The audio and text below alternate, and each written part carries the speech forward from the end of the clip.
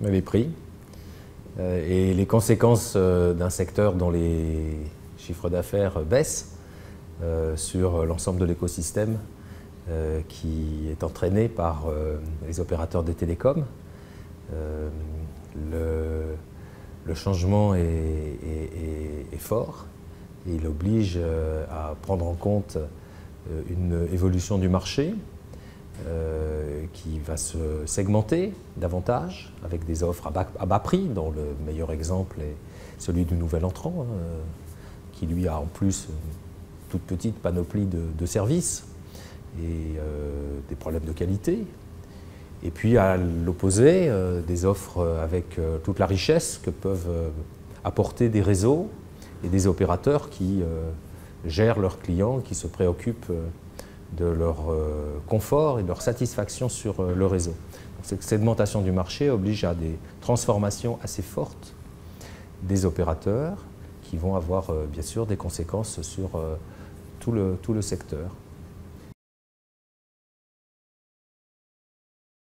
Je crois que ce n'est pas à moi de répondre à cette question. Le pouvoir public, les pouvoirs publics à la fois le gouvernement, la Commission de Bruxelles et bien sûr, d'abord et avant tout, le régulateur français ont estimé qu'il fallait tout faire pour qu'il y ait un quatrième opérateur en France, puisque une licence a été construite sur mesure pour ce quatrième opérateur avec un prix plus bas et des obligations différentes.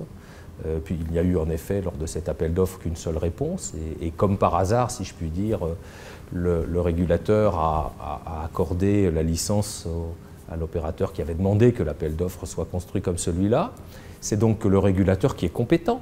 On dit le régulateur dans sa grande sagesse, donc je dis volontiers, le régulateur dans sa grande sagesse a estimé qu'il y avait place pour 4 opérateurs en France. Il faut maintenant vivre avec les conséquences de cette décision. Eh bien, montrer aux clients la différence qu'il y a entre un téléphone qui fonctionne avec un terminal, téléphone dans la poche, qui apporte des services complets, avec une richesse de l'offre qui mérite de payer un petit peu plus qu'un réseau où les textos arrivent le lendemain.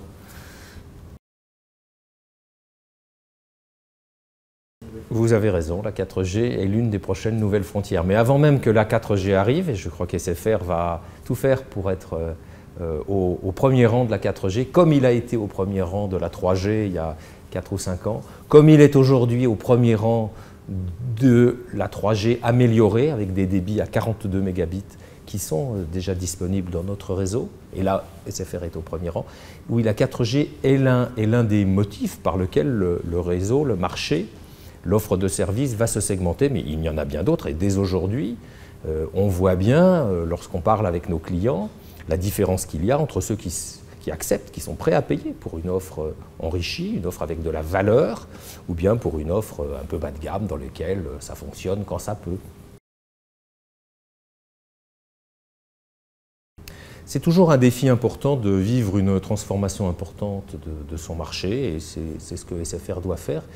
Je dirais que sur le plan humain, sur le plan des collaborateurs, ça nécessite des remises en cause par rapport à des habitudes qui ont été prises à un moment où le marché était différent, où l'essentiel du marché était sur des services riches.